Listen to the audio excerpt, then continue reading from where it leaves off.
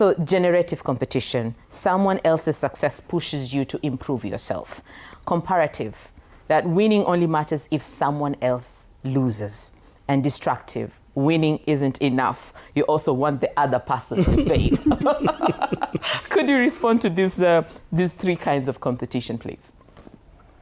I think that goes back to the question, what has really changed, between how we used to perceive competition in a traditional society and today, right? Because traditionally, success cannot be excluded from responsibility, right? There's an element of collective responsibility in success. For you to be considered successful by the community, you don't just look at your wealth or your status. They look at also what you're giving back, right? So it comes with the element of accountability.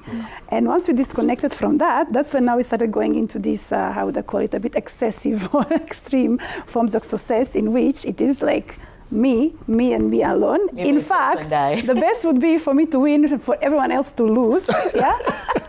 Because it's also based on this idea that there's a zero sum of opportunities. There's a zero sum of success available in the world.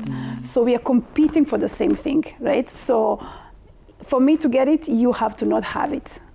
So I think in your case, I think that the first form of success that you mentioned, is that being inspired by somebody else's success, called it generative, right? Yes. Like being inspired by somebody else's success, looking at them, as a role model, trying to get there progressively. That is a very positive form of success, But some of these other forms, I think, not very healthy. They're not healthy, I think, for the individual as well as for the community.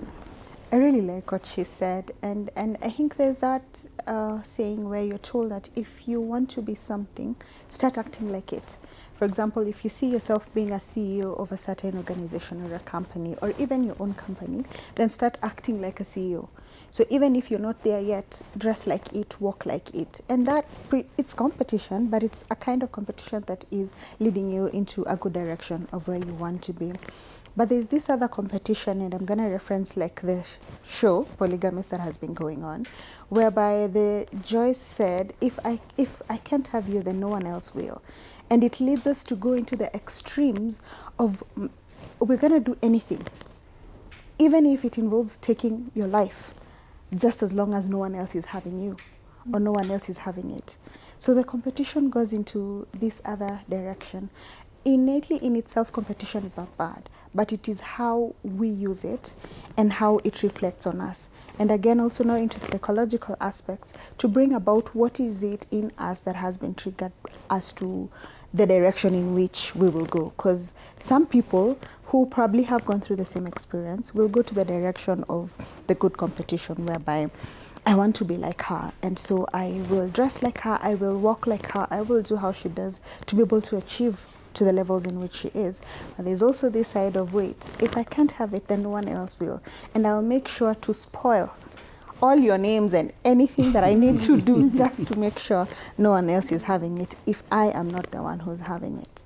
And Beverly, you've touched on relationships, and I want to task Sam to put on his pastor hat. Because if God is a jealous God, and we have been created in his image, where does that leave us?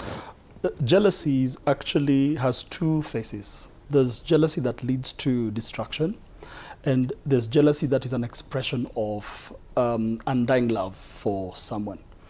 I'll be jealous for my wife because I love her. So when I see her with someone else, nitasikia something, because I prefer her with me than with someone else. There are two types of mirrors, Wakio, that are very important for us to actually be aware of. The first type of mirror is a mirror that shows you a reflection of yourself. I'm coming back to the same question. A mirror that shows you a reflection of yourself. The importance of this mirror is that it helps you to know who you are, know your worth, know your value, and be able to be comfortable with the reality of who you are. The first mirror is very important because it navigates us to the second type of mirror, where is the mirror of the people around you. So the people around you, for example, are supposed to be, number one, a picture of where you're going. If they're more successful than you, there should be a picture of where you're going, or a picture of what you actually decide, what you want. And now it builds a desire in your heart to actually work extra to become whatever you're seeing in them. This mirror also can be very negative because I can look at someone else who is successful than me, and it creates a very negative feeling, a very negative urge to destroy this person, to make sure that anytime I look at them, I don't see success. I see failure. A good example is a story we used to read when we were younger, the story of Snow White. It's a very good example because this mother-in-law, whatever, I can't remember the details, we used to go to the mirror and ask the mirror who's the most beautiful of them all. And yeah, one time she was told she's not actually the most beautiful of them all. And now all her life was centered on making sure she's more beautiful than Snow White. And there are people who are like that. When I look at this second mirror and I see the success of my friends, my peers, my family, it builds a certain anger that, because this is where actually competition is birthed from, the undying desire to be better than others. And number two, the reality of where you are, I'm the one who's supposed to be there. And if you look at some of these shows that are coming, they're not just shows, they're conversations. They're not just shows, they're conversations, because the reality of the matter is in the society now, scripture talks about in the last days, one man will be pursued by 7 women.